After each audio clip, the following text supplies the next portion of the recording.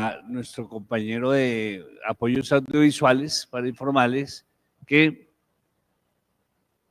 vamos a darle 5 minutos más a los estudiantes para que lleguen a las 4:10, comenzamos, ¿vale? 5 minutos más.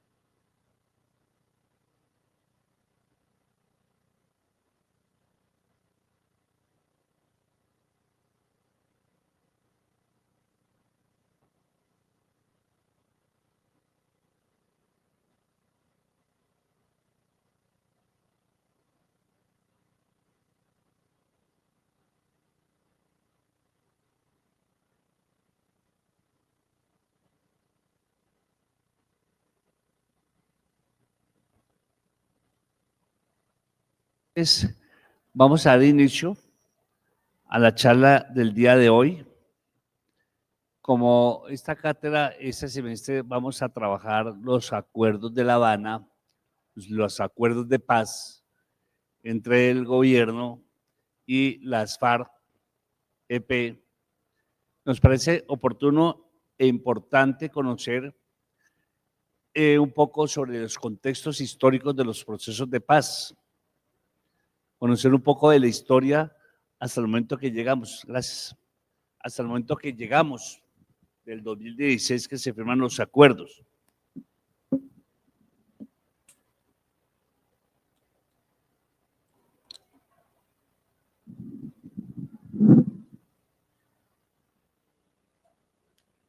Por eso voy a hacer una breve reseña para no quedarme en cada uno de estos acontecimientos, porque si yo les hablara de la revolución del medio siglo, pues perfectamente podría dar un seminario de 8 o 10 horas sobre este tema, 20 horas, pero solamente es un breve comentario. La revolución de medio siglo en la Nueva Granada, año 1848 y 1849. Todavía en ese momento, digamos que surgen los partidos tradicionales, el Partido Liberal y el Partido Conservador.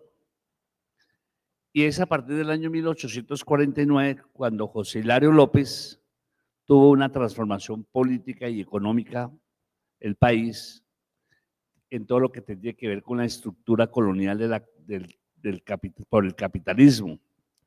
Se da una lucha ideológica, política y militar que radicaliza sectores y regiones. Expliquemos este momento.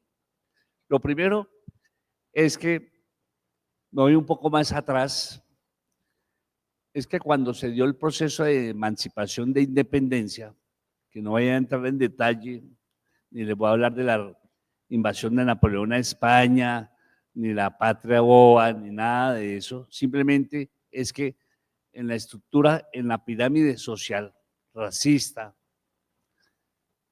en la cúspide estaban los españoles. Al ser derrotado España, ya en la cúspide de la pirámide no están los españoles, sino ¿quiénes? Los criollos. Pero la famosa independencia no cambió absolutamente nada, no cambió la estructura socioeconómica, la estructura social de la sociedad granadina, quedó intacta. Es decir, los esclavos seguían siendo esclavos, los hacendados y los terratenientes tenían esclavos, la iglesia seguía teniendo poder, latifundista, terratenientes, y no cambió absolutamente nada. Ni siquiera Bolívar cumplió el pacto que hizo con el presidente de Haití, Petiot, de que cuando se diera la independencia iba a liberar a los esclavos. Fue la ley de vientres del año 1826, fue una ley muy tímida por parte de Simón Bolívar, que no contribuyó realmente a la liberación de los esclavos. Entonces, en el año 1850, la Nueva Granada va a tener una confrontación, una guerra civil, porque los artesanos y los comerciantes que representaban los intereses de la burguesía naciente necesitaban acabar con esas viejas estructuras semicolonial, semifeudal que todavía quedaba. Y hay una guerra, una revolución, donde se enfrentan la burguesía, liberalismo, frente a esas estructuras caducas y logra unas transformaciones y cambios significativos. Pero en 1850, los artesanos, agrupados en un partido político que se llama los draconianos, y los comerciantes agrupados en el partido los gólgotas y draconianos se van a enfrentar en otra guerra también. ¿Por qué? Porque los draconianos, que representaban los intereses de los artesanos, promovían el proteccionismo económico y los gólgotas promovían el libre comercio. Es decir, el tema de los tratados de libre comercio no es algo nuevo, sino desde 1850 ya se dio una enfrentación, una guerra por el tipo de modelo de desarrollo económico. Los gólgotas querían eliminar todo tipo de trabas y obstáculos para la importación de mercancías. Los draconianos son derrotados y Colombia entra entre una órbita internacional del mercado internacional de importaciones y una división internacional del trabajo donde Colombia se dedica solamente a la producción de materias primas, extracción minera y pare de contar. Otros países se dedican al desarrollo de ciencia y tecnología, al desarrollo de la industria.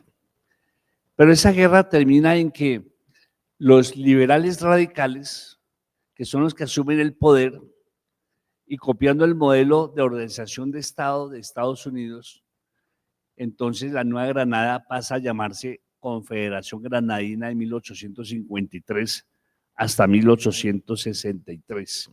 En 1863, la Confederación Granadina pasa a llamarse Estados Unidos de Colombia hasta 1886 con el modelo federalista. Sí, esa sí fue una de las primeras guerras cuando se dio la independencia entre centralistas y federalistas para mirar qué tipo de formas de Estado, de gobierno se iban a implementar. Entonces ese liberalismo radical va a tener una duración de 1850 a 1886. Hay luego una hegemonía conservadora entre 1886 a 1930 y luego una hegemonía liberal de 1930 a 1946. Esos son procesos hegemónicos. Los partidos políticos solamente existían dos, vivían enfrentados, pero había un campesinado muy pobre, empobrecido, y en esa confrontación política entre liberales y conservadores, y dadas las políticas totalitarias y autoritarias del Partido Conservador, con Mariano Ospina Pérez en la presidencia, deciden conformar las guerrillas, y quiero decir que las primeras guerrillas en Colombia en el siglo XX fueron las guerrillas liberales, orientadas por el Partido Liberal, con el propósito de luchar contra el Partido Conservador, pero miles de campesinos se suman a esas guerrillas con la aspiración de tener acceso a la tierra. Cuando los liberales del llano, ante la persecución y el abandono de las Fuerzas Armadas y los partidos, entonces se armaron para defenderse en regiones como el sur del Tolima y los llanos orientales. Esas guerrillas, con fines de autodefensa, no pretendían ser gobierno ni estar a la ofensiva, sino de defenderse, defender sus tierras, y el reclamo por una mejor distribución de la tierra y participación política fueron traicionadas por el régimen de Gustavo Rojas Pinilla, lo que llevó a su desmovilización en el año 1953. Entonces, estas guerrillas, primero que todo, hay que mirar el contexto. Son guerrillas liberales de los años 30, 1930, 1940, 50. La hegemonía conservadora van a subir grupos de paramilitares, los pájaros. Y en ese momento histórico, recuerden que el 9 de abril de 1948 es asesinado un caudillo liberal, Jorge Eliezer Gaitán.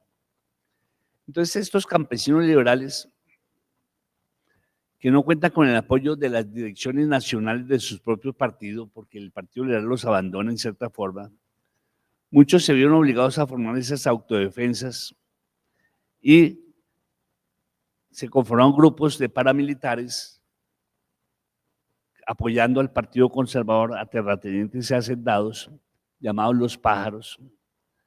Y estos guerrilleros liberales campesinos lo que aspiraban era una reforma agraria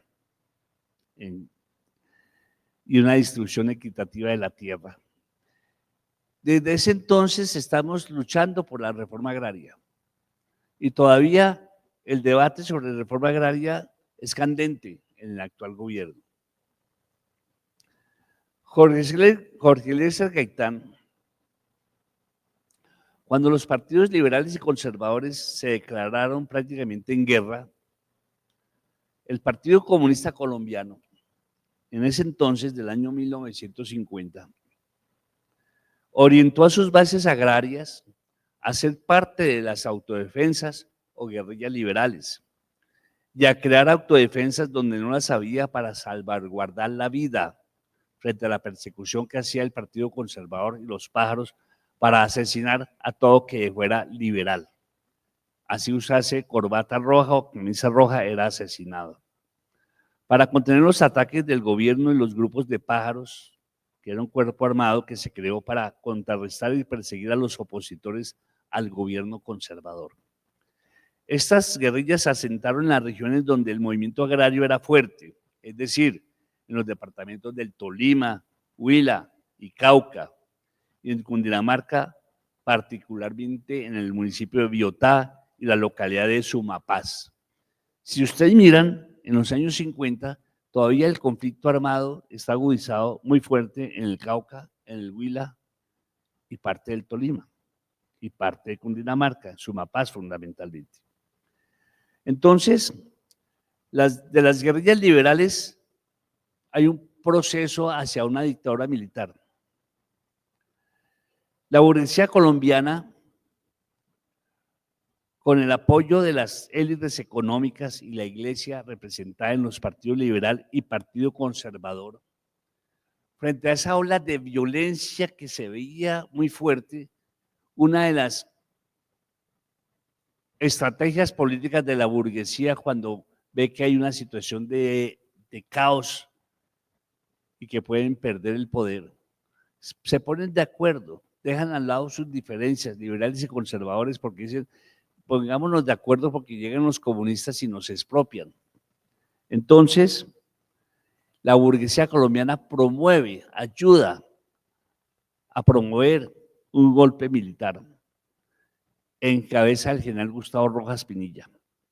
Y es así que en el año 1953 se instaura una dictadura militar en Colombia. De igual forma, la burguesía promovió su derrocamiento en el año 1957 para dar paso a un régimen bipartidista conocido como el Frente Nacional. Esto posiblemente no lo encuentran en la historia. Ningún libro de texto va a decir, no, es que la burguesía se puso de acuerdo para subir a un dictador, pero como el dictador estaba tan amañado y tan contento allí que no quería ya restaurar nuevamente la democracia, entonces la misma burguesía, así como lo subió, también lo tumbó, promoviendo un paro nacional y dando vida a lo que se conoció como el Frente Nacional. Cuando la burguesía está muy en peligro de sus intereses, pues ellos juegan a varias opciones. De pronto una moderada, una Asamblea Nacional Constituyente que sume a los sectores excluidos, que les dé juego de participación, o cuando la cosa está muy crítica, un golpe militar, o como en los golpes modernos ya no son militares, sino son golpes judiciales, ¿sí?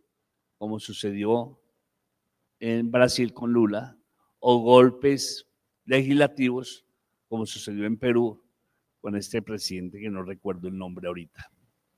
Pedro, no sé. Entonces, en 1954, como en el año 1926, asesinaron a un estudiante, ¿cierto? El 8 de abril,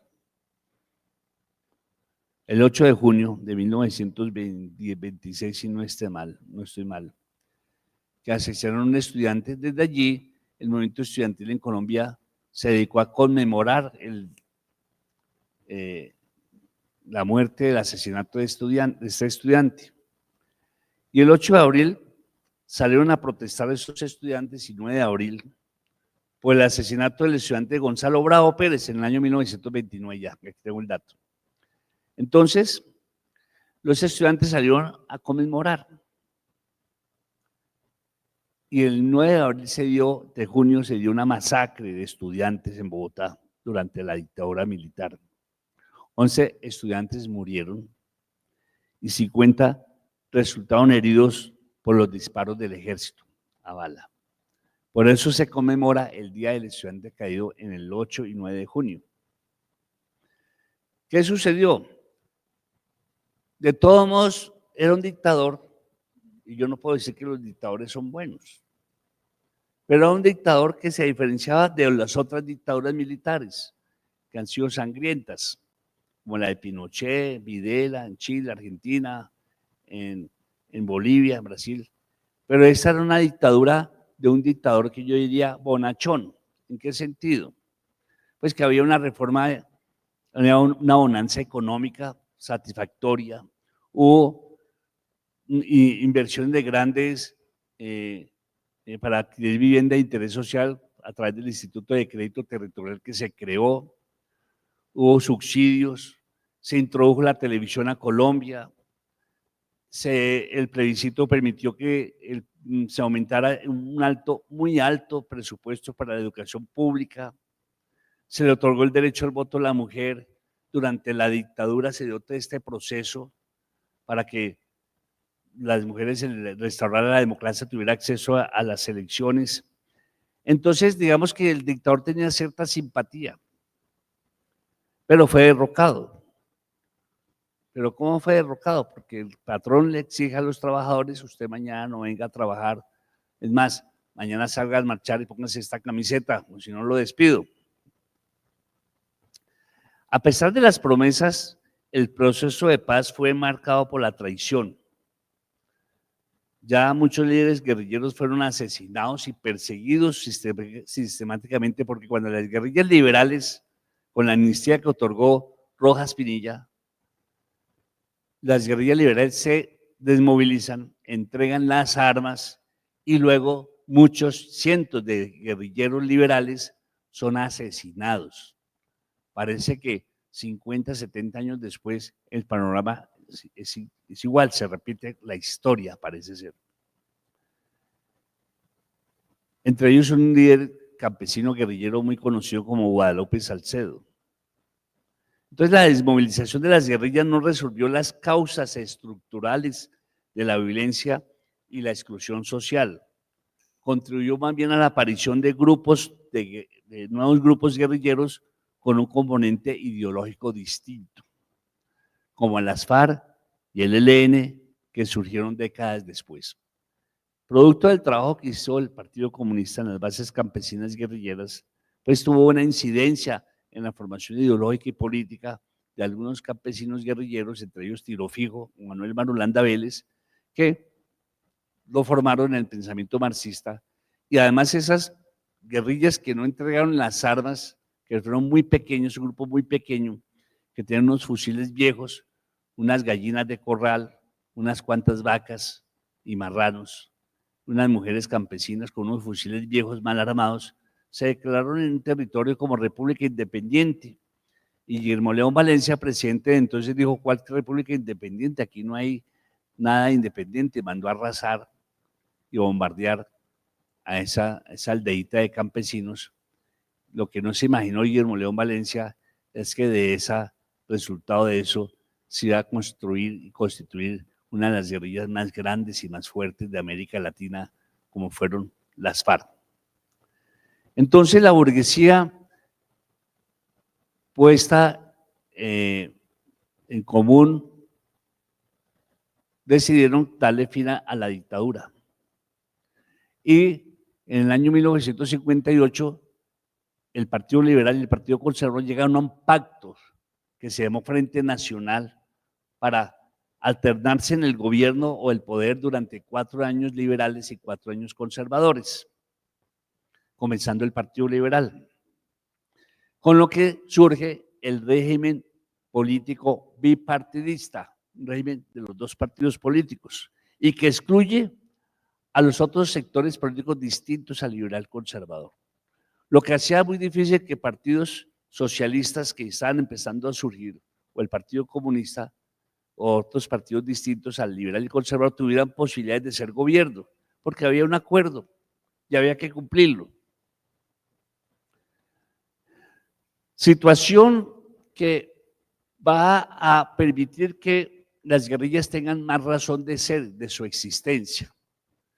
Y sumado a un factor externo, como fue el triunfo de la Revolución Cubana el 1 de enero de 1959, entra el movimiento 26 de julio en cabeza de Fidel Castro y el Che Guevara a La Habana, Cuba, victoriosos de una revolución donde han derrocado a un sangriento dictador, Fulgencio Bautista, y es aclamado por el pueblo cubano. Pues el modelo de revolución cubana impactó en las poblaciones campesinas y fundamentalmente en los miles y miles de jóvenes estudiantes universitarios que decidieron dejar sus libros para subir a las montañas a tomar el fusil. Entonces las guerrillas se van a consolidar frente a un régimen bipartidista excluyente que no permite el desarrollo de la democracia en libertades absolutas. Entonces la guerrilla se consolida mucho más.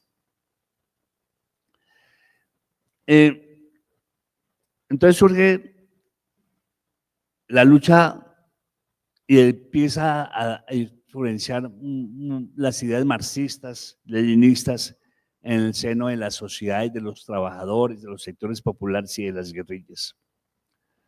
Esta revolución tuvo repercusiones significativas en América Latina, la cubana, apoyando movimientos revolucionarios y consolidando así un símbolo de lucha de liberación.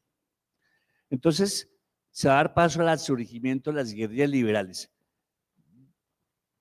De las cenizas que habían quedado de las guerrillas liberales y de esos pocos campesinos mal armados, masacrados y que huyeron hacia las selvas en cabeza de Tiro Fijo, surgen las FARC. La decisión del Partido Comunista de promover la combinación de todas las formas de lucha, incluida la armada, fue crucial para el surgimiento de las guerrillas. Las FARC, las Fuerzas Armadas Revolucionarias de Colombia, se formaron oficialmente en el año 1964 como una evolución de los grupos guerrilleros comunistas que ya existían, lideradas por Jacobo Arenas y Manuel Marulanda, alias Tiro Fijo. El Ejército de Liberación Nacional también surgió en 1964 con una influencia importante del sacerdote, líder, cura, padre Camilo Torres Restrepo. Y el Ejército Popular de Liberación es un grupo guerrillero marxista-leninista colombiano que surgió en el año 1967. A ver, ¿por qué surgen tres guerrillas muy fuertes y poderosas en Colombia? Porque dada la división entre Mao Zedong en China y Stalin en la Unión Soviética, por diferencias de tipo ideológico y político, se distancian y los partidos comunistas en su interior se rompen casi en todo el mundo, dando al surgimiento del Partido Comunista Marxista-Leninista, conocidos como PCML, de influencia maoísta, pro-chinos, y las FARC pro-soviéticos para el momento. Y el Ejército de Liberación Nacional, ya que en los 60 se hablaba de la filosofía de la liberación, de la pedagogía de la liberación, de la teología de la liberación, y producto de las conferencias del episcopado, de la iglesia entre Puebla, México y Medellín, Colombia, las reuniones de los padres y curas, allí un sector de curas, teólogos, que analizaron la situación de América Latina y se dieron cuenta que la pobreza y la miseria en América Latina se obedecía a una dependencia de estos países y que estos pueblos tenían que liberarse espiritualmente, liberarse del yugo. Y entonces la teología de la liberación surge como una tendencia de rebeldía dentro de la Iglesia Católica, y ahí hay una corriente importante de teólogos que, en cierta forma, Camilo Torres va a tener una influencia, como el padre Domingo Laín, españoles, ellos, Domingo Laín y el otro que no recuerdo el nombre, van a formar unas guerrillas que consideran que hay que luchar por la liberación nacional. Entonces, ese ELN surge bajo una concepción más castrista, guevarista, más pro-cubano. Entonces, de 53 guerrillas, una pro-soviética, una pro-china y una pro-cubana.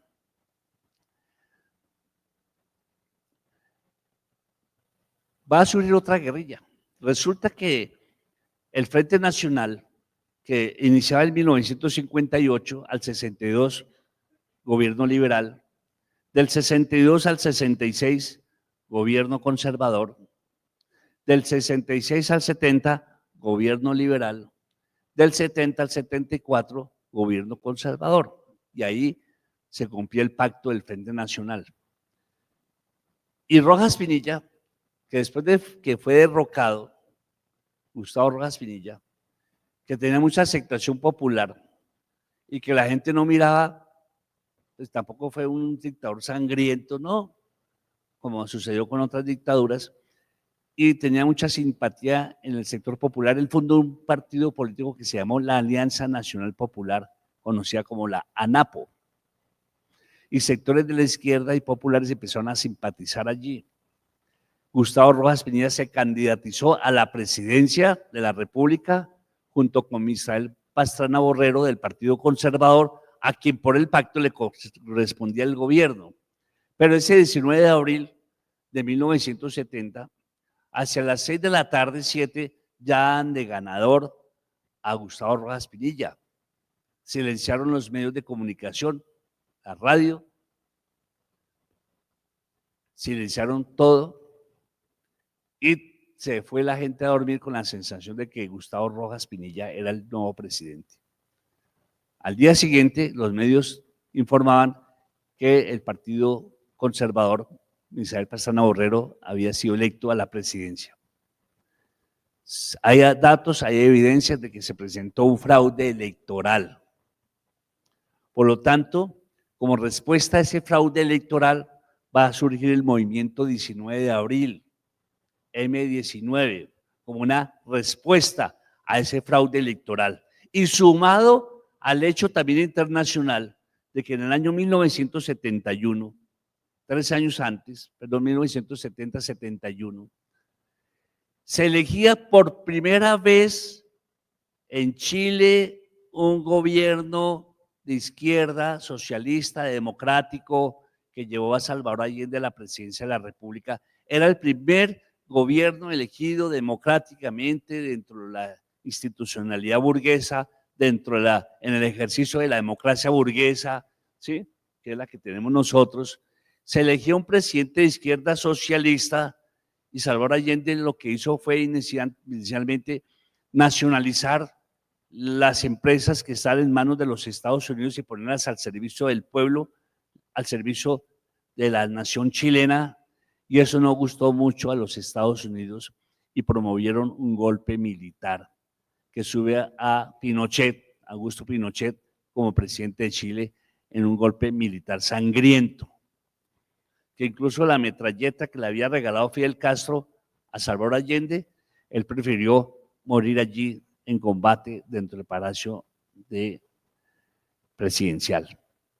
Entonces, eso generaba un mensaje hacia los pueblos y a los sectores políticos de izquierda diciendo: no es posible llegar por las vías democráticas porque mire lo que pasó en Chile. ¿Es posible llegar por la vía armada? Sí, porque mire lo que pasó en Cuba.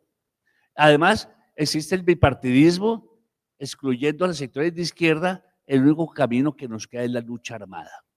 Y eso va a fortalecer mucho más a las guerrillas. Ya estamos hablando de 4 guerrillas poderosas, fuertes, como las FARC, el EPL, el ELN y el M19. En el año 1974 inicia el gobierno de Alfonso López Michelsen y él tiene que afrontar un momento bien difícil, como fue el paro cívico nacional del 14 de septiembre de 1977, convocado por el Consejo Nacional Sindical, que agrupaba todas las centrales obreras, llámese a la Central de Trabajadores de Colombia, la CTC, de orientación liberal, la Unión de Trabajadores de Colombia, UTC, de orientación del Partido Conservador, la CSTC, que es la Confederación Sindical de Trabajadores de Colombia, orientada por el Partido Comunista, y ya habían sectores independientes del sindicalismo que no se identificaban ni con la CTC por ser liberal, ni con la UTC por ser conservadora, ni con la CSTC por estar dirigida por el Partido Comunista, aunque eran muchos comunistas y marxistas que no se identificaban con el Partido Comunista, sino con otros partidos de izquierda distintos, van a fundar más adelante lo que se conoció como el CUSI, el Comité de Unidad del Sindicalismo Independiente. Pero este paro va a tener una trayectoria, va a tener un significado muy importante en la historia. Yo lo concibo así, porque fue un paro insurreccional de masas. Fue un paro insurreccional de masas. Yo recuerdo, porque tenía 14 años de edad y estaba cursando cuarto de bachillerato o noveno grado, y estudiaba en un colegio que era bastante revoltoso, privado, que se llamaba Aurelio Tobón, hoy es Colegio Universidad Libre, allá en el Bosque Popular de Normandía. Vivía por ahí cerca y estudiaba en ese colegio, y era representante era vocero del curso y representante y parte del consejo estudiantil, porque tenemos consejo estudiantil. Era un colegio muy grande y el consejo estudiantil éramos alrededor de 60 estudiantes. Existía porque el liberalismo promovía esa participación de los estudiantes y participamos en ese paro. Claro, éramos niños y no entendíamos mucho de política, pero participamos. Fue un paro jamás visto en la historia de Colombia, insurreccional de masas de carácter popular, los barrios paralizados y unas guerrillas fortalecidas. Este periodo quedó catalogado entre el paro cívico nacional del año 1977 a la Asamblea Nacional Constituyente de 1991, he catalogado ese periodo como un periodo de revolución y contrarrevolución. El impacto del paro fue profundo en la izquierda sindical. Determinó cambios en la actitud hacia la unidad y la democracia obrera, con una fuerte incidencia en la configuración de nuevas fuerzas políticas. Citando a el libro de las izquierdas en Colombia de editorial Rosa Roja. Consecuencias de ese paro cívico nacional. El Estado incrementó su concepción de la protesta social como una amenaza, es decir, López Michelsen, que estuvo a punto de renunciar porque fue un paro convocado por 24 horas de un día, y lo que nunca se imaginaron, ni se imaginó la dirección sindical, que ese paro se iba a prolongar por 2 o 3 días más y que ponía en peligro la estabilidad política, económica del país, y que el presidente Alfonso López Michelsen casi que renuncia debido a la situación porque era incontrolable, con muchos muertos, heridos y desaparecidos.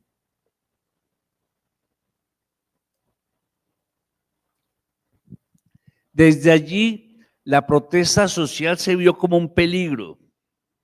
Por lo tanto, se empezó a generar legislaciones que empezó a penalizar la protesta social, una penalización de la protesta social, endureciendo los mecanismos legales de control y represión. Se radicaliza más la insurgencia y la lucha armada.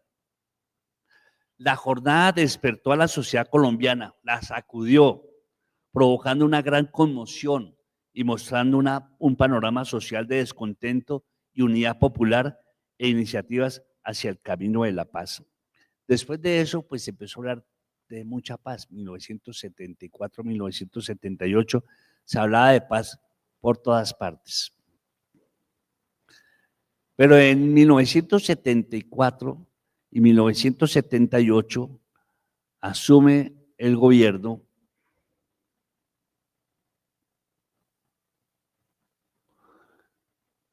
Julio César Turbay Ayala, el abuelo de Miguel Uribe, y ese gobierno de Julio César Turbay Ayala implementó lo que se llamó el Estatuto de Seguridad.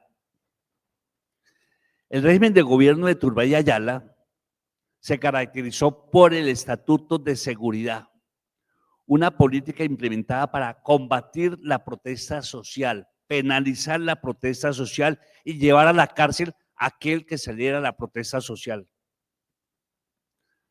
para combatir también a la guerrilla, con medidas excepcionales para la detención de sospechosos. Simplemente que alguien le considerase a un policía que fuese sospechoso, lo podía detener y llevárselo hasta por 10 días. Los torturaban, los violaban, le violaban sus derechos humanos. Era un régimen autoritario donde el ejército o la policía podía allanar cualquier casa o sede sindical sin ninguna autorización judicial por parte de un juez. Es decir, las Fuerzas Armadas tenían todo el poder y todo el quehacer a sus anchas sin que nada les impidiera actuar con un régimen policial y militar muy fuerte. Se ampliaron las facultades a autoridades, permitiendo la detención de sospechosos, solamente por ser sospechosos hasta por 10 días, sin necesidad de orden judicial, bajo el pretexto de restablecer el orden público, con la figura del Estatuto de Seguridad. En otros gobiernos se ha llamado Estatuto de la Seguridad Democrática, como el de Uribe, como el Estado de Conmoción Interior, etc. Entonces, debido a ese régimen de terror de Julio César Turbay Ayala, porque las estadísticas pueden hablar y mostrar las cifras de detenidos, desaparecidos, de torturados y de asesinatos de líderes políticos y de izquierda durante el régimen de terror de Julio César Turbay Ayala, presidente de Colombia. Entonces, cuando viene un régimen de terror, pues entonces también empieza a hablarse de la paz. Y cuando la paz, y se trata de instaurar la paz, pues los enemigos de la paz hablan de la guerra. Y ese es un juego que nos han tenido en la historia de Colombia de manera permanente. Viene el gobierno de Belisario Betancur, que promete dentro de su gobierno abrir unos caminos y unos procesos de diálogo y de paz con las guerrillas, ¿sí? Principalmente con los grupos guerrilleros FARC, EPL, M-19 y parte del ELN, para llegar a unos acuerdos para la suspensión de las hostilidades y la reincorporación de excombatientes a la vida civil y política. ¿Quiénes participan y se sientan en esos diálogos de tregua con el gobierno de Belisario Betancur? Las FARC, el EPL, el M-19, Quintín Lamy y otras organizaciones guerrilleras deciden no participar en esos diálogos de tregua con el gobierno de Belisario Betancur porque consideraban de que el momento no era para dialogar ni para hacer ceses de hostilidades ni treguas, sino era para profundizar más el conflicto armado y social en Colombia, porque habían condiciones que permitían que pronto la guerrilla pudiese llegar al poder. Bajo esa concepción, el Ejército de Liberación Nacional, junto con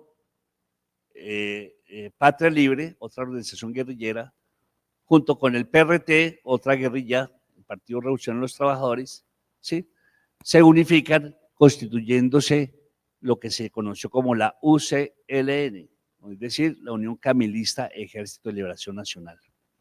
Esa división de la insurgencia permitió que se proyectaran nuevos movimientos políticos amplios en lo que se conoce como las OPM, Organizaciones Políticas de Masas, y es cuando las FARC deciden proponer un proceso de transitorio de la vida armada a la vida civil para convertirse en partido político, y surge la Unión Patriótica, producto de esos acuerdos.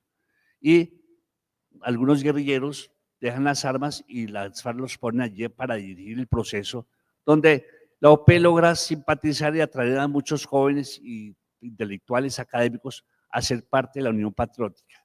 Eso no quiere decir que al ser parte de la Unión Patriótica ya eran de las FARC, no, eran cosas distintas. Por el otro lado, entonces, las guerrillas ven también la posibilidad de promover también proyectos de organización política de masas y surge el movimiento político a luchar. Y el PSML o EPL promueve lo que ellos siempre han impulsado, que se conoció como el Frente Popular. Entonces, en la vida amplia, en la vida democrática, en el movimiento de masas existían tres fuerzas amplias, fuertes, como era la Unión Patriótica, el Frente Popular y a luchar. Entonces, la política de diálogo de tregua del Belisario Betancur, que promovía mucho el M-19, que promovía un diálogo nacional, y se pretendía que mediante esa tregua y la dejación de las armas iba a haber un desarrollo social, económico, que se iban a resolver las causas de la violencia con una reforma agraria para entregarle tierra para el que la trabaja, al campesino pobre. Pues va a enfrentar muchos obstáculos ese proceso, porque hay unos fenómenos nuevos que se empiezan a incrementar y se empieza a acrecentar un nuevo problema, el narcotráfico. La división de los militares, porque los militares estaban acostumbrados que durante el gobierno de Turbay podían hacer lo que querían. Aquí hubo un freno donde se le otorga control territorial a unas guerrillas que están en tregua, y eso molesta a las Fuerzas Armadas. Es decir, el tema de la paz tiene muchos enemigos. Y esos diálogos de tregua se van a romper entre el gobierno de Belisario Betancur por distintas circunstancias. Factores que frustraron la paz preventiva y los protagonistas. Primero, los militares se habían empoderado durante el gobierno de Turbay y disputaron el campo de la tregua como un terreno propio del orden público, como si el presidente les hubiese usurpado su lugar, es decir, como si el presidente Belisario los hubiera desplazado para darle más protagonismo a otros actores armados a la guerrilla. Segundo, las élites dejaron solo a Belisario Betancur en su propuesta de paz con reformas dispuestos únicamente a la rendición o el desarme de las guerrillas. Es decir, los sectores de la oligarquía decían: no, ustedes no se les va a otorgar absolutamente nada, dejen las armas y sométanse a la ley y punto. Tercero, las insurgencias creyeron que tenían la revolución a la vuelta de la esquina y que solo sería darles un aliento insurreccional a las masas para que las masas se sublevaran, se insurreccionaran y las guerrillas llegasen y se tomasen el poder. Cuarto, el factor determinante, la irrupción del narcotráfico como actor político y económico que ingresa a la guerra contra el insurgente como fiel de la balanza de la correlación de fuerzas y la adhesión de Colombia a la guerra contra las drogas. Entonces el narcotráfico juega un papel importante. El narcotráfico empieza a financiar partidos políticos, campañas presidenciales, tanto liberales como conservadores, infiltra a la Iglesia Católica, infiltra a la policía, a las Fuerzas Armadas. El narcotráfico está en todas partes y muchas personas no sabían incluso que estaban trabajando con el narcotráfico, porque el narcotráfico llegó a tener droguerías, farmacias, y si usted era empleado por una farmacia, pues indirectamente estaba trabajando al servicio del narcotráfico, sin darse cuenta que esas empresas eran del narcotráfico, pero eso no quiere decir que usted sea narcotraficante, pero eran empresas legalizadas, pero con dinero del narcotráfico. Campañas electorales financiadas con el dinero del narcotráfico. Había una luna de miel entre la burguesía tradicional y una burguesía lumpen creciente, una burguesía que no es de la tradicional, es decir, de la gente de bien, ¿sí?, frente a una burguesía lumpen que surgió de abajo, de las barriadas de las comunas de Medellín, de los que atracaban o robaban los parabrisas de los vidrios, ¿sí?, y limpiaban vidrios como Pablo Escobar y otros que surgieron de esas barriadas. Entonces, una burguesía bien y otra burguesía, ¿sí?, lumpen. Entonces, este último factor bloqueó las primeras negociaciones y propuestas de sometimiento y justicia emprendidas por el gobierno con los narcotraficantes. Y quinto, el inicio del genocidio. Se inicia un genocidio político de la Unión Patriótica, que exterminó prácticamente a la militancia, también de muchos miembros integrantes de Aluchar y del Frente Popular, que evidenció los obstáculos para la ampliación de un espectro democrático. Es decir, se veía que no había posibilidades de democracia. Y entonces eso hace que si la OPEC, las FARC quería convertirse en partido político y tener ese proyecto, pero cuando empiezan a asesinar a los integrantes de la Unión Patriótica, la guerrilla se replega y dice, no, nos van a matar, si entregamos las armas nos van a matar. Y efectivamente los están matando en ese momento. ¿Cierto o no es así? Los están matando. Entonces, empieza la guerra de la década de los 80 se va a caracterizar por el fortalecimiento del narcotráfico, el surgimiento de los grupos paramilitares, la consolidación de las guerrillas y una política de guerra por parte de los militares con el argumento de que el campesinado es para la guerrilla como el agua es para el pez. Si al pez le quitamos el agua, entonces una intervención militar de masacres en zonas de influencia de la Unión Patriótica y de sectores de izquierda, pues decían, todos están influenciados por la guerrilla, entonces se dan las masacres y el campesinado de esas regiones toman la opción de desmovilizarse y abandonar sus tierras para salvaguardar sus vidas. Entonces se da el desplazamiento interno más grande del planeta, nunca jamás visto en la historia de la humanidad. El desplazamiento de más de 9 millones de campesinos desplazados a las cabeceras municipales. Yo digo, eso es una derrota al movimiento campesino. Algunos dirán, no. Pues si no se hubieran con tantos campesinos desplazados, pues si no hubiera habido una derrota, hubiera habido una resistencia del campesinado. Pero los grupos paramilitares son muy sangrientos. Entonces, las aspiraciones de la guerrilla y el movimiento popular se pueden condensar de la siguiente manera. La paz son libertades políticas, es una apertura democrática, es el respeto a la vida de los luchadores populares o líderes sociales, es la participación del pueblo en las riquezas nacionales, es la política social que cubra las inmensas necesidades del pueblo de pan, techo, trabajo, educación y salud. Es una reforma agraria integral, es un diálogo nacional donde se logrará un acuerdo que condujera a la paz, decía el M19, promoción y defensa de los derechos humanos. Todas esas son las aspiraciones. El M19 tiene una característica, no es una guerrilla muy grande, no es una guerrilla poderosa, pero tiene una característica y unas cualidades que sabe combinar muy bien el ejercicio de la política con la lucha armada. Es decir, sabe jugar en la política y hace acciones contundentes como, por ejemplo, cuando surge el M19, en los medios de comunicación, en la prensa, salían por los periódicos, si ustedes miran los periódicos de los 73, en la prensa salían avisos pagados, clasificados, decían, ya viene contra el dolor de cabeza, contra el dolor de estómago, para su bienestar personal, tome, ¿sí? M19. Y todo el mundo pensaba que eso era un jarabe o algo así.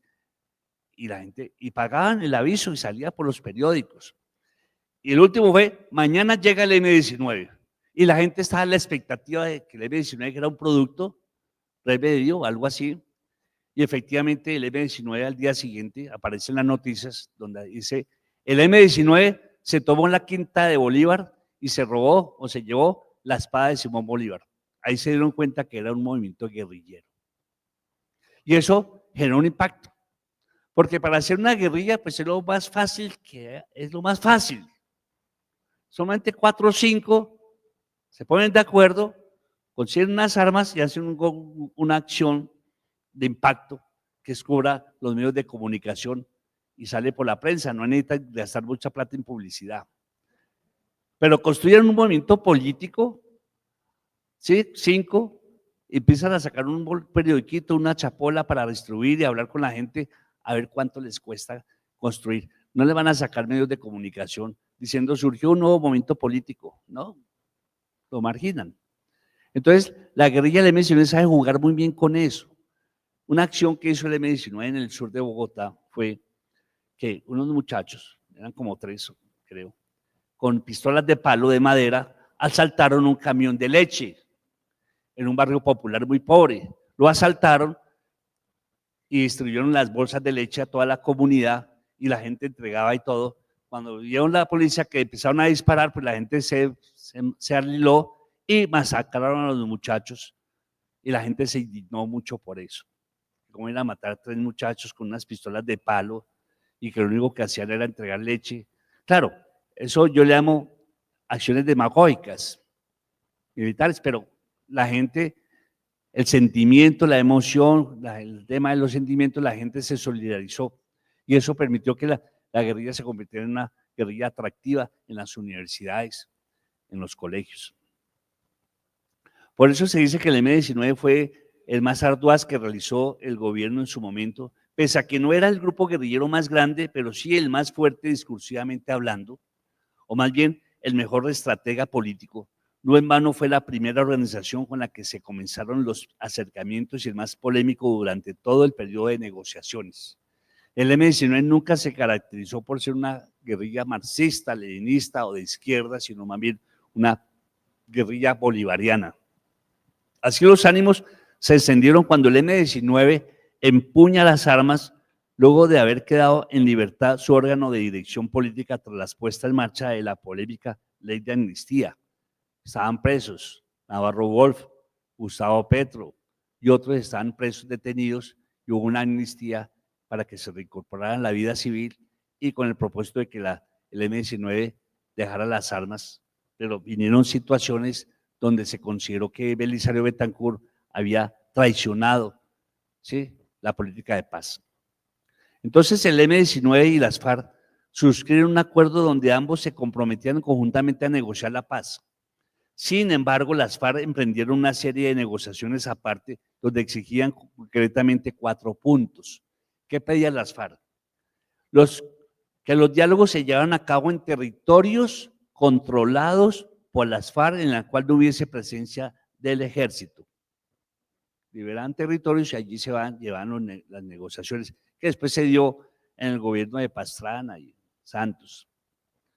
2. Se solicitó iniciar un proceso mediante el cual la guerrilla pudiera convertirse en movimientos agrarios. Es decir, la guerrilla, como somos campesinos, vamos a convertirnos en movimientos agrarios de manera transitoria, mediante una reforma agraria, y vamos dejando de manera gradual las armas hasta convertirnos en movimientos campesinos agrarios para defender la producción agraria y campesina.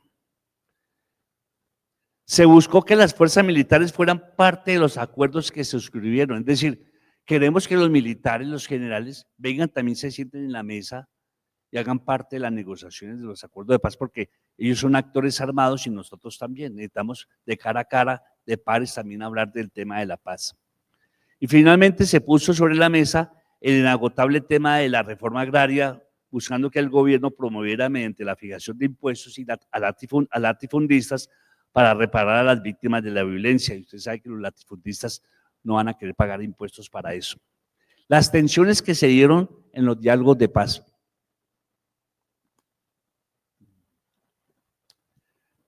Entre el gobierno y las Fuerzas Armadas, con ocasión de los diálogos de paz que se adelantaban con los diversos grupos guerrilleros, llegando al punto de amenazar con un golpe de Estado. Estamos hablando del periodo del gobierno de Belisario Betancur, 1982-1986, el cual se rumoraba desde los pasillos. Se decía que los militares iban a dar un golpe militar porque el gobierno de Belisario les estaba otorgando muchas garantías y derechos a la guerrilla.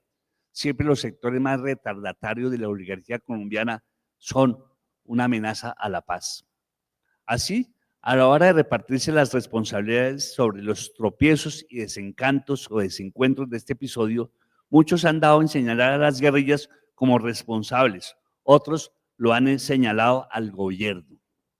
Algunos han repartido responsabilidades entre el gobierno y los militares, mientras que otros se han dado a la tarea de mostrar el ambiente que acompañó esta empresa. Papel de los militares en este proceso. ¿Qué decían los militares?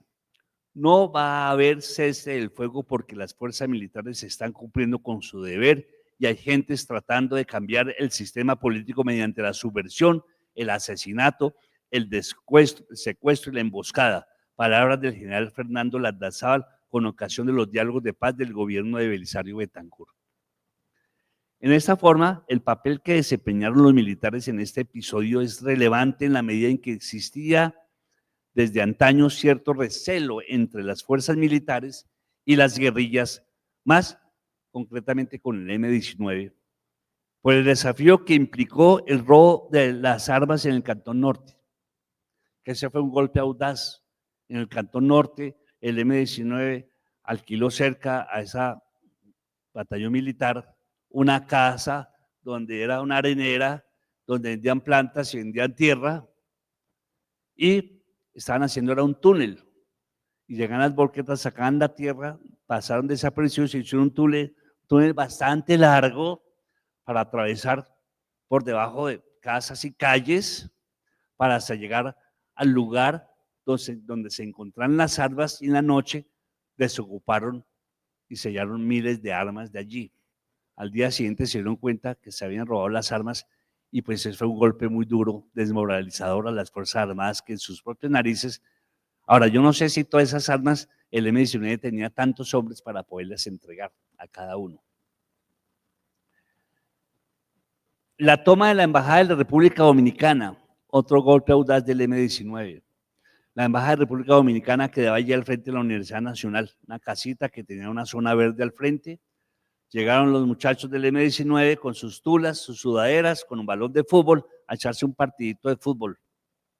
Mientras en el interior de la embajada estaban los embajadores hasta el de Estados Unidos compartiendo una velada, y en ese juego de partido abrieron sus tulas, sacaron sus armas y se tomaron con un solo muerto la Embajada de República Dominicana, que fue más o menos casi 3 meses que estuvieron allí y tuvieron que negociar la salida de la guerrilla y unos cambios políticos a cambio de salvaguardar la vida de los embajadores y la de los guerrilleros que se desplazaron hacia Cuba. La robo de la espada de Bolívar en el 74, o la recuperación de la espada, dice también. La toma en la embajada, entre otros. Esto profundizó los odios del ejército, convirtiéndose en su mayor verdugo. El otro lado, uno de los choques más fuertes fue la interferencia del gobierno en la libertad de la que gozaban las Fuerzas Armadas colombianas, sobre todo durante el gobierno de Julio César Turbay Ayala, porque les había otorgado muchas libertades para actuar. De ahí quizá los malos entendidos que evidencia cuando en ocasiones cita que el mismo presidente desconocía las acciones del ejército. Es decir, el presidente no sabía cómo actuar ni siquiera las Fuerzas Armadas.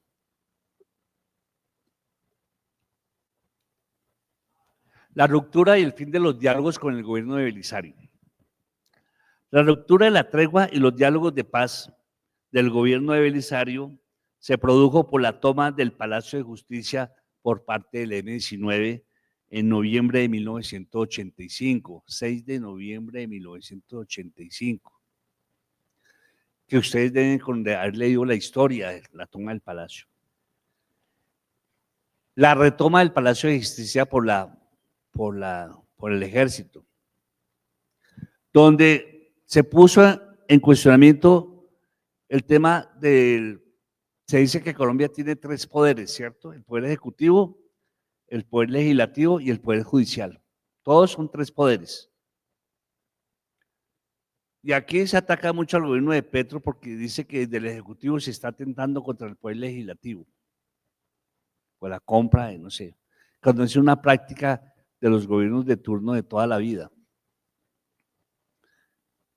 Y acá el Ejecutivo y las Fuerzas Armadas pasaron y no tuvieron en cuenta los llamados de Reyes Echandía, que era el presidente de la Corte Suprema de Justicia, y las radios están ahí las grabaciones, yo las escuché, recuerdo muy bien que le decía a Reyes Echandía: presidente, cese el fuego, es de vida o muerte, cese el fuego, pare el fuego, es de vida o muerte.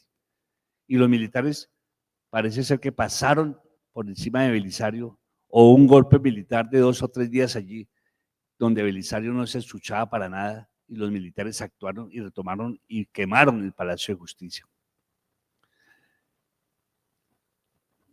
La irrupción del narcotráfico frustró los esfuerzos de paz.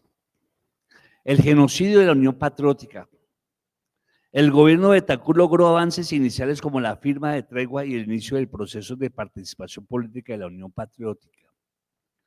El narcotráfico fue un factor crucial en el colapso de los diálogos de paz, la tregua con el gobierno de Belisario, al insertarse como un poder político y económico muy fuerte. Yo recuerdo que Carlos Leder, que era uno de los máximos narcotraficantes, él tenía un movimiento político, que ahora no recuerdo el nombre, y sacó un periódico que se llamaba el Periódico Verde, y distribuía los periódicos en todas partes, eso costaba millones, y le dijo a Belisario Betancur, yo le pago la deuda externa, que el pueblo no siga sufriendo más, paguemos la deuda externa y quitémonos de encima los Estados Unidos.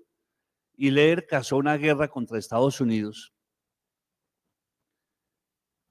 Y el eslogan de él era, mandémosle toda la droga posible a los Estados Unidos para que se pudra su sociedad, ¿sí? Y prácticamente, cuando vino la extradición, lo capturan y él fue a la cárcel y duró allá 20 años o 25 años o 30 años de cárcel. Salió hace como que 2 años, como él era de origen alemán, entonces le dieron la ciudadanía en Alemania y creo que regresó aquí a Colombia y lo detuvieron inmediatamente porque tenía un asunto pendiente. Ya debe ser un hombre de unos 80 años de edad, pienso yo. El narcotráfico fue un factor crucial en el colapso. Se estabilizó el proceso y al permitir el financiamiento a grupos armados y el narcotráfico también penetró incluso estructuras de la guerrilla, con el argumento de que hay que pagarle justo al campesinado. Entonces la guerrilla dice, no intervengo, pero no vamos a meternos en el negocio del narcotráfico, solamente vamos a ser intermediarios de proteger los intereses del campesinado, usted le va a pagar la mano de obra justa por la hoja de coca, hoja de amapola al campesinado y páguele justamente. Nosotros recibimos unos ingresos como contraprestación de ese servicio, pero estamos protegiendo al campesinado. Y ese contacto permitió que sectores o grupos o personas de la guerrilla, comandantes, terminaran vinculados con el narcotráfico y con el paramilitarismo. Corrompió, descompuso a la guerrilla por dentro, el dinero, como sucedió con muchos sectores de la sociedad. Entonces, aquí antes de terminar, quiero decir lo siguiente. Se rompen los diálogos de tregua, se da una confrontación fuerte, la guerrilla ya rota en los diálogos, se unifica y conforman la guerrilla más grande y poderosa de América Latina, que se llamó la Coordinadora Nacional Simón Bolívar, la Coordinadora Guerrillera Simón Bolívar, con un mando central que unificaba en un ejército único a las FARC, al EPL, al ELN, al M-19, al Quintilame, al PRT, a la ADO, y todas las guerrillas grandes y pequeñas, todas se unificaron allí. Surge la Central Unitaria de Trabajadores como la central obrera más poderosa de Colombia. Se consolida el movimiento campesino en la Asociación Nacional de Usuarios Campesinos Línea Cincelejo, la más radical. La UNIC, Organización Nacional Indígena de Colombia, la Organización Coordinación Nacional de Movimientos Cívicos y Populares. Y la década de los 80, después de esa ruptura, lo que se avecina es una gran auge de luchas sociales y políticas. No había día que no hubiese movilizaciones y protestas, tomas en todo el territorio nacional.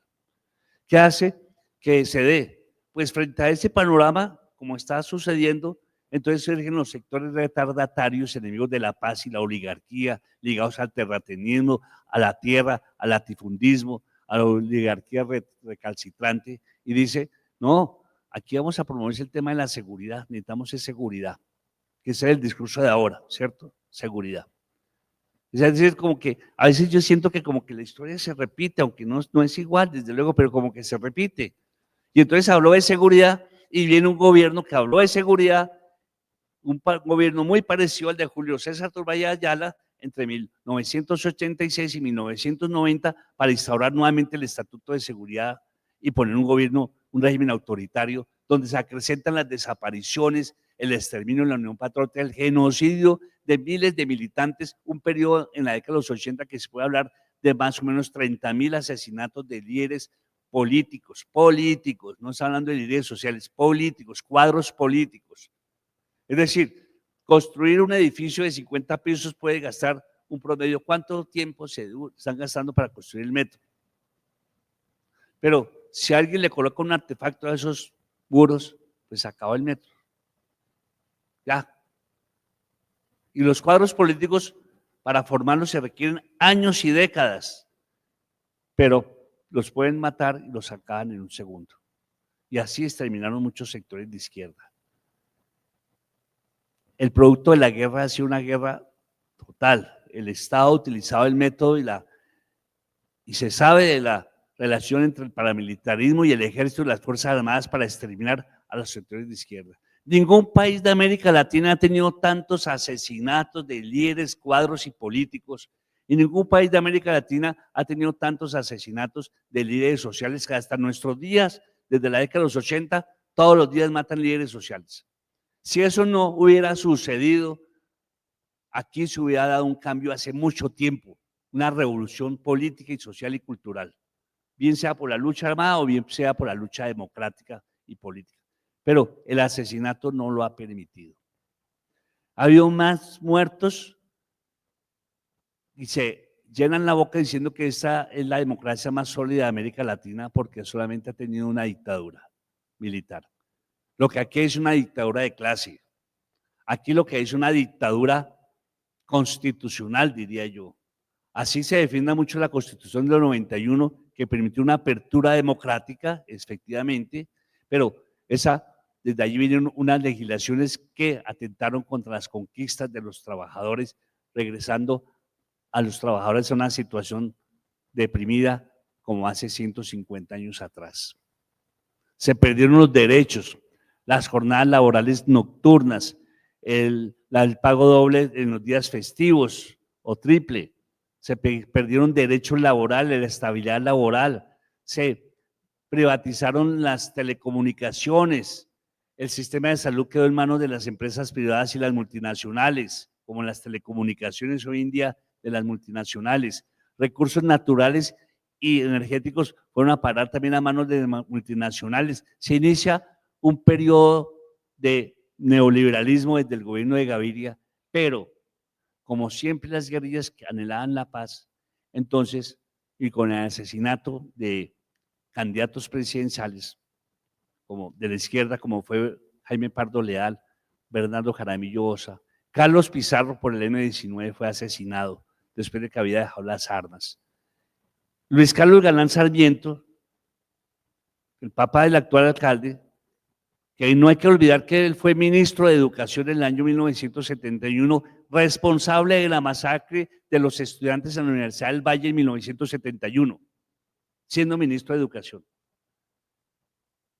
Y claro, generó el movimiento neoliberalismo y cuando lo asesinan, producto de la lucha contra el narcotráfico, le entrega a su hijo las banderas a César Gaviria.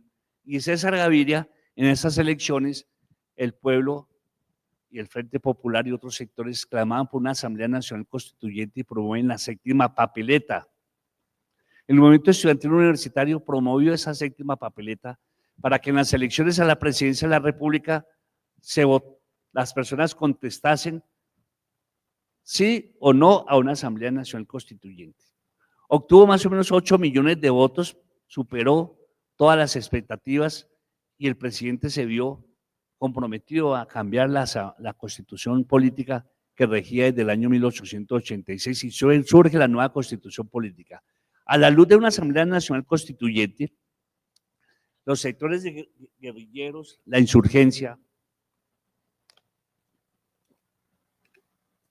que le apostaban a la paz, a una apertura democrática, a una apertura en el sentido de acabar con el régimen bipartidista y que la posibilidad de que sectores de izquierda llegaran a ser gobierno, como el primer alcalde de Bogotá, Lucho Garzón, del Polo Democrático. Y entonces se vislumbró una apertura para participación, pero iba acompañado del asesinato y el exterminio. Y entonces en ese proyecto, para participar en la Asamblea Nacional Constituyente, el M-19 decide llegar a un acuerdo para reincorporarse a la vida civil, dejación de armas y convertirse en partido político.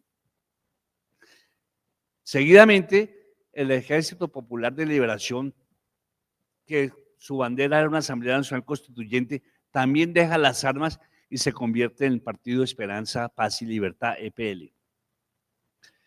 Y el sector del ELN, yo iría más al sector de Patria Libre, que hacía parte de la UCLN, Patria Libre, un sector del ELN, va a promover un sector de las guerrilleras, va a entregar las armas y se convierte en lo que se conoció como la Corriente de Renovación Socialista. Esos tres grupos guerrilleros convertidos en fuerza política van a participar en la constituyente del 91 y van a tener delegados allá en la Asamblea Nacional Constituyente y van a permitir y a promover la nueva constitución política. Ahora, sobre ese acuerdo de paz del M-19, en el año 90, 91, del EPL y de la Corriente de Renovación Socialista, yo prefiero que, como están vivos, traerles el próximo jueves, voy a hacer un panel acá y vamos a traer 3 personajes importantes que son suscriptores de esos acuerdos de paz. Jaime, no recuerdo el apellido ahorita, son señores ya de edad, pero son cruciales y nos van a hablar sobre el acuerdo de paz. Cada uno tiene media hora, por eso vamos a comenzar muy en punto a las 4, para que ustedes puedan participar. Va a estar Álvaro Villarraga, que nos va a hablar del acuerdo del EPL. Un excomandante del ELN, vivo, Adolfo Bula, de la Corriente de Renovación Socialista. Adolfo Bula. Entonces ellos van a estar aquí el próximo jueves, los 3, y cada uno va a tener media hora para intervenir, que es poco tiempo, pero es un panel que hay que aprovechar muy bien para que conozcan en viva voz esos acuerdos de paz. Por eso hice este recorrido histórico para llegar aquí, ¿sí? Y después voy a traer una persona especializada en el tema de las drogas, un investigador, un sociólogo, que es integrante de la Comisión de Drogas de la sociedad civil con el Estado para el tema de drogas en Colombia. Entonces, el otro jueves vamos a entrar más en detalle sobre estos acontecimientos del 90, pero yo podría decir lo siguiente. En los 80, pues el profesor Roberto Maecha, que está acá, y yo estábamos muchachos jóvenes, ¿no? 1984, 85, pues yo tenía 20 años de edad, Roberto por ahí tendría 18. Éramos jóvenes estudiantes, líderes estudiantiles. Roberto fue uno de los promotores de la 7ª papeleta. Yo participaba activamente en el movimiento estudiantil, desde el colegio. Y de luego tuvimos nuestros vínculos políticos, él por un lado y yo por otro. Pero éramos activistas políticos y sociales. Y, digamos, muy cercano a lo que fue todo el proyecto de la UP. Yo estaba más cercano a lo que fue el proyecto de Aluchar.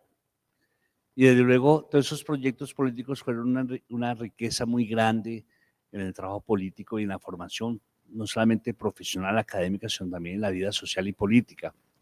Entonces fue una década muy, muy vivida porque era una década muy caliente en términos de que no había día en que no estallara una bomba en Bogotá, en Cali, en Medellín.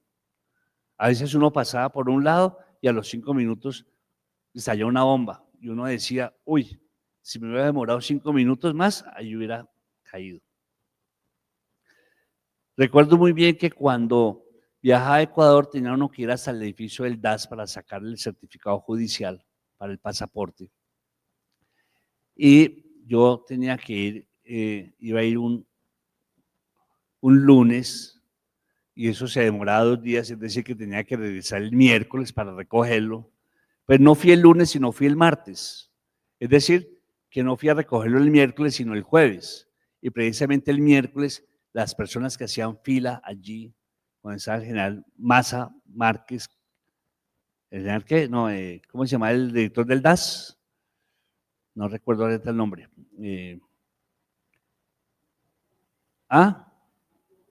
No, director del DAS, le colocaron una señora bomba que abrió Maza Márquez, sí, Maza Márquez, que abrió un boquete como el tamaño de este auditorio acá, esta zona, como con 3 metros de profundidad, y la expansión destruyó todo a su alrededor, hasta las 50 personas que hacían filas para ingresar al DAS, muertos, heridos, se recogían los cuerpos por pedacitos.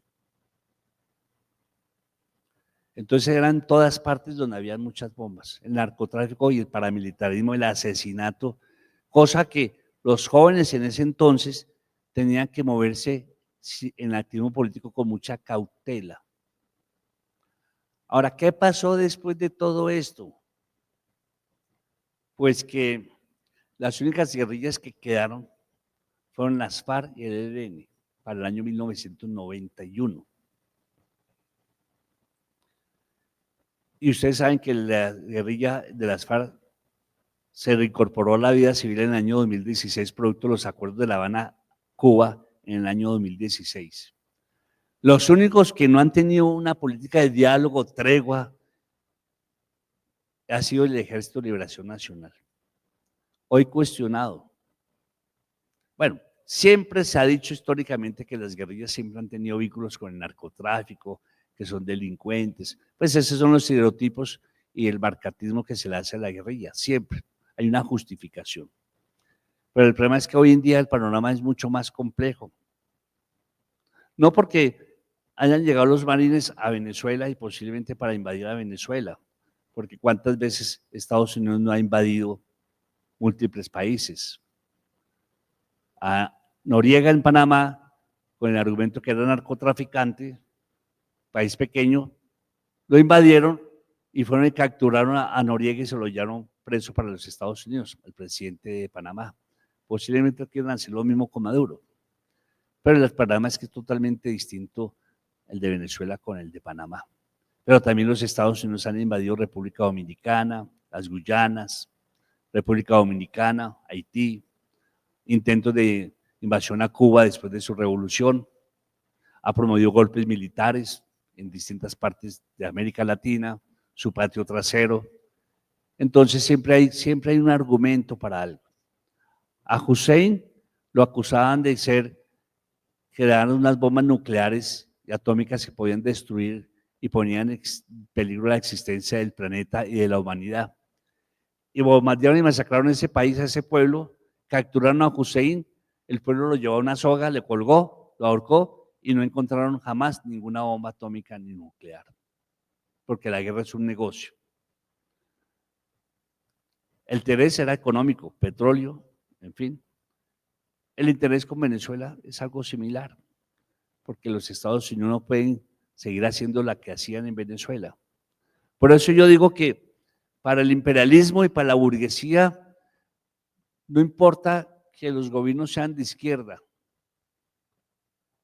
siempre y cuando no le toquen sus intereses económicos, porque un gobierno de izquierda puede pasar y después llega uno de derecha. Entonces, mientras el imperialismo no le toquen sus intereses económicos, pues no hay problema, ¿sí? Si le toca, aquí le tocan lo más mínimo, lo que es un negocio, pero que tampoco sea una cosa así grandota, el tema de la salud y las reformas laborales, ¿sí? Que no es mayor cosa, pero qué tal que tú que hacen cosas más neurálgicas de la economía nacional y que se nacionalizaran los recursos naturales y energéticos que están en manos de las multinacionales y las telecomunicaciones y todo lo que hay, pues indudablemente que eso ya sería distinto. Pero mientras se puedan trabajar y seguir ganando platica, no hay problema. Entonces yo les invito, vamos a terminar ya pronto, como estamos tan temprano, y antes de cerrar, quisiera saber si hay intervenciones, preguntas, cuestionamientos, porque aquí Yo estoy fijando aquí una postura política, una postura ideológica, es una mirada de la realidad, ¿sí? Y posiblemente no estén de acuerdo con lo que estoy planteando. Entonces, no, tengo una discrepancia con usted, profe, listo, no hay problema. De eso se trata, de deliberar, de discutir, de contradecir. Pero esa es la historia nuestra de Colombia. Esa es la historia, síntesis desde 1850, y eso que no nos podemos ir incluso desde que llegaron los españoles, pero es que ha sido una constante. La oligarquía de este país, la burguesía de este país no quiere ceder ni un centímetro, porque las horas laborales nocturnas, eso ya era una conquista ganada por los trabajadores que le costaron muertos, paros, torturas, y esas conquistas laborales se ganaron el calor de la lucha obrera, y vino Uribe y el Tajo con un parlamento mayoritario, y después de haber masacrado a los trabajadores, a los campesinos, al pueblo, en una correlación de fuerzas desfavorable, donde no hay la fuerza suficiente para seguir luchando, porque los sindicatos fueron desaparecidos, exterminados, los partidos políticos de izquierda, genocidio político, es decir, después de esos golpes tan fuertes, pues no hay fuerzas para resistir y se metió el neoliberalismo gradual, permanente y constante, y se perdieron las conquistas laborales. Y hoy este gobierno las recupera, pero no es que esté proponiendo nada diferente, nuevas conquistas, no, es recuperar lo perdido, porque la jornada nocturna comenzaba a las 6 de la tarde, quedó a las 7 de la noche. Se perdió una horita, pero se estaban peleando hasta esa hora. Es que son muy miserables. Y cierro aquí, tan miserables como nuestros directivos de esta universidad, que le niegan a los profesores de una cátedra el pago de Semana Santa. Y que 3 años después los profesores se enteran y dicen, venga, ¿por qué si yo trabajé 18 semanas, por qué nos pagaron 17? No entendemos. Y como los profesores no miran, los defensores de pago no se dan cuenta del asunto y le pasamos un derecho de petición desde el sindicato a la universidad y duraron 2 meses para no contestarlo, entonces tocó meterle una tutela y el juez dijo, tienen un día para responder. Y la respuesta que Eber Santos, vicerrector administrativo de esta universidad, que viene de acabar con la Universidad del Atlántico, la respuesta fue, es que los profesores de hora cátedra no trabajan en Semana Santa, entonces no se les paga. En ninguna universidad del mundo, en Colombia, no existe que a los profesores en jornada laboral, que el periodo académico comienza en febrero y termina en junio, se les suspenda el vínculo laboral para no pagarles la hora. Y no existe ninguna resolución que diga se les suspenderá y no se les pagará. Eso puso en alerta al profesorado, porque quiere decir ahora que las horas que hay los lunes, que son festivos, hay 4 festivos, pueden decirle perfectamente al profesor, oiga, ¿por qué me salió menos el salario? Ah, es que usted hubo 4 festivos y como había cargas académicas los lunes, usted no las trabajó, hora no trabajada, hora no pagada. Le dijimos, ¿qué es esto? Eso es una arbitrariedad, es un maltrato. Ahora que están en coyuntura de consulta para designación de rector, entonces salen los candidatos prometiendo el cielo y la tierra a los profesores de hora cátedra y ninguno ha dicho nada, ninguno candidato de esta rectoría que están acá han dicho nada frente a ese atropello y maltrato a los profesores de hora cátedra aquí en la universidad. No han dicho nada, tendrán su costo político desde luego. Y vienen las promesas, la demagogia y las falsas promesas para los profesores y los trabajadores. Mientras aquí se desfalcan mediante la corrupción, como pasó con el IDESUD, más de 14.000 millones de pesos, y con la tarjeta personal del director de IDESUD iba a los prostíbulos, iba a las cantinas, ¿sí? Le regalaba a su amante ropa de alta calidad, famosa ropa interior de 1 millón de pesos, y le niegan a un profesor de hora cátedra que no le reconozcan el pago de Semana Santa. Eso es una vergüenza, es indignante y creo que la comunidad universitaria debe de manifestarse y ser solidaria con estos profesores de hora cátedra. Yo fui profesor de hora cátedra, pero soy ocasional de tipo completo, como todos los profesores que estamos aquí en las cátedras institucionales. Pero eso creo que no lo sabían y quiero ponerlo en conocimiento. ¿Sí? Eso es una vergüenza. Donde no hay recursos para mejorar las condiciones laborales de sus profesores. Están en una condición de mendicidad, realmente. Sus profesores. Son sus profesores. Porque aquí el 75% de los profesores son de hora cátedra, los que imparten la docencia. Donde algunos profesores tienen desprecio por la docencia porque ahora son investigadores.